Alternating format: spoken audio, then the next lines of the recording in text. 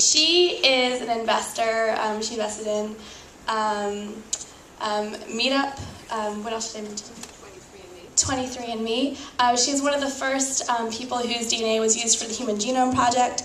She's also been trained to be a cosmonaut over in Russia. I think she's super cool, and she's one of the people I admire most in the world. And so it's my great honor to welcome Esther Dyson.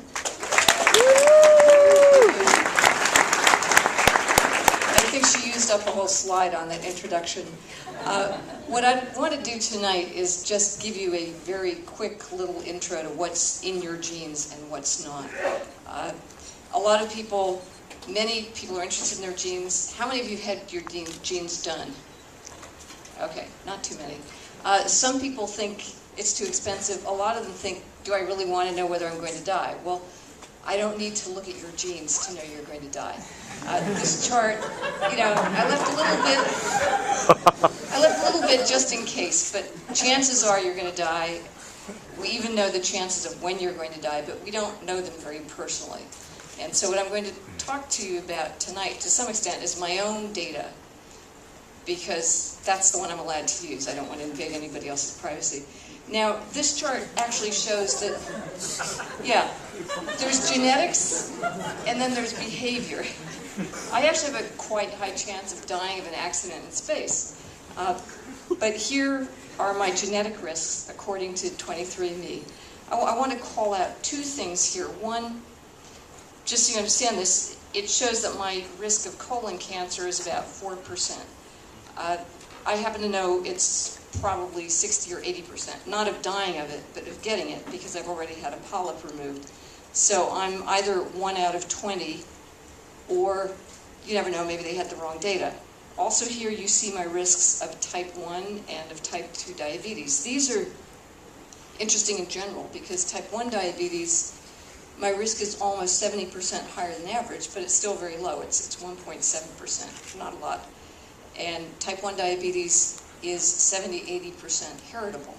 Whereas type 2 diabetes, the one that's much more familiar, most people, the risk is something like 20%, but you can dramatically lower that through your behavior, or you can raise it through the opposite of that kind of behavior. And here is a chart from Fitbit showing how I am changing my odds of getting diabetes by doing all that walking, and I swim every day, and so forth. The Fitbit data changes, the genetic data doesn't, but combined, you can change your risks. Another way to change your risks is to find a lump in your breast and think you're going to get breast cancer, which by the way, this was wrong, it was benign. But that will change everything, and it will lessen your chance of dying of other things.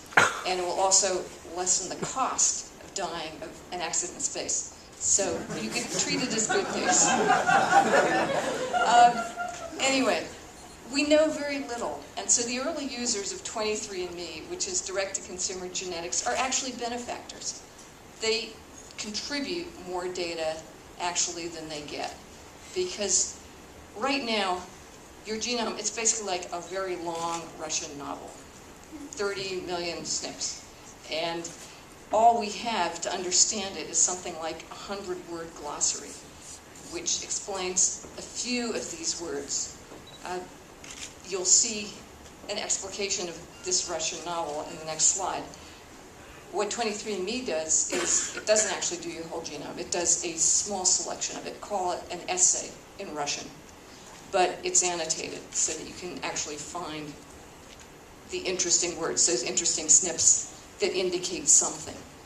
But exactly what they indicate and exactly how they work, we don't know yet. And that's why we need to collect more data. Here, for example, is the different SNPs that indicate my risk for cancer. Some of them are positive, some of them are negative. Altogether, they combine to generate that 22%.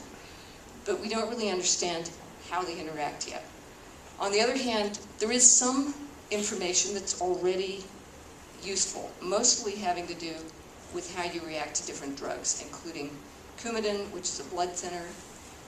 Turns out I have increased reaction to it, so I need a lower dose. You can also do useless but exciting things like comparing yourselves to your relatives.